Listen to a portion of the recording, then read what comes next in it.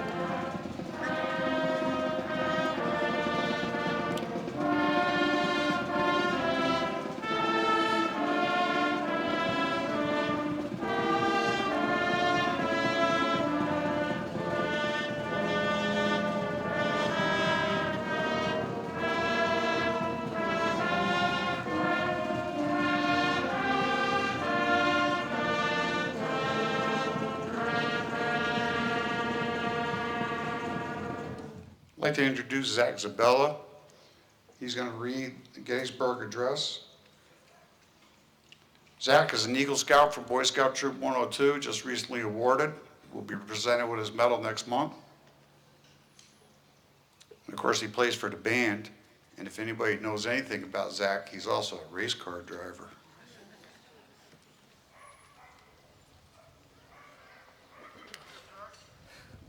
So I'd like to say one thing. Mr. Coons was the biggest person in my scouting career. He was the person who started me in Cub Scouts. He was the one who pushed me to become an Eagle Scout. So I just wanted to put that little mention in there that since he said that.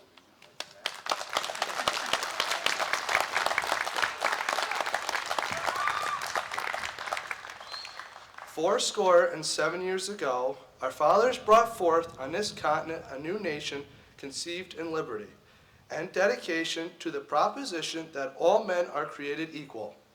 Now we are engaged in great civil war, testing whether that nation, or any nation so conceived and so dedicated, can long endure. We are met on a great battlefield of that war. We have come to dedicate a portion of that field as a final resting place for those who here gave their lives that that nation might live. It is altogether fitting and proper that we should do this. But in a larger sense, we cannot dedicate, we cannot consecrate, we cannot hallow this ground. The brave men, living and dead, who struggled here have consecrated it, far above our poor power to add or detract. The world will little note nor long remember what we say here, but it can never forget what they did here. It is for us, the living, rather to be dedicated here to the unfinished work which they who fought here have thus far so nobly advanced.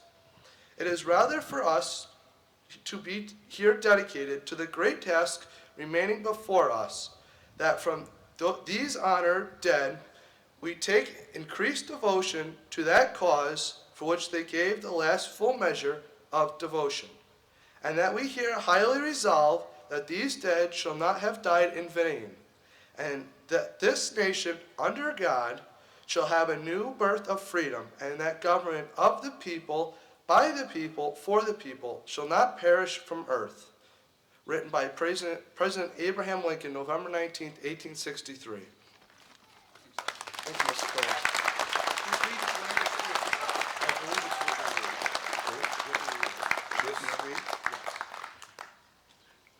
Whitney Reed will now read Flanders Field.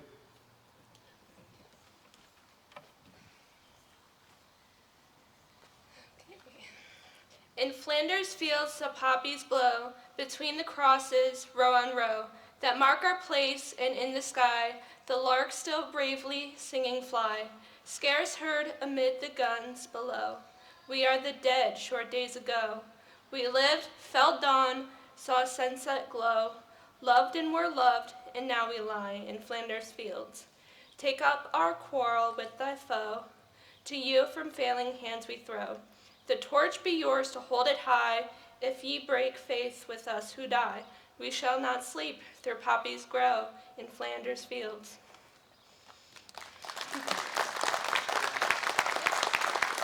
Troops, attention. Port arms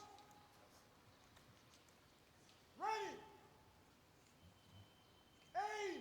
Present arms. Fire. Aim. Fire. Aim. Fire. Port arms.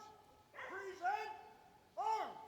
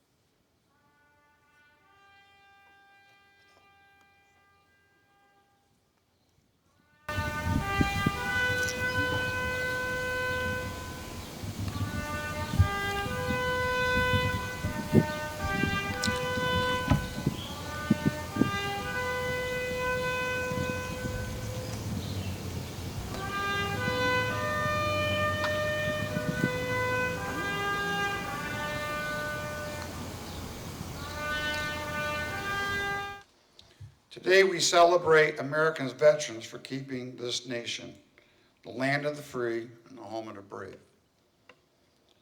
President John Fitzgerald Kennedy once said, "As we express our gratitude, we must never forget that the highest appreciation is not to utter words, but to live by them." I'd like to thank all the folks who made this day possible, and thank you for your participation. I'd like to thank everybody from the community who came out to support us, and I hope that you have a blessed day. Thank you.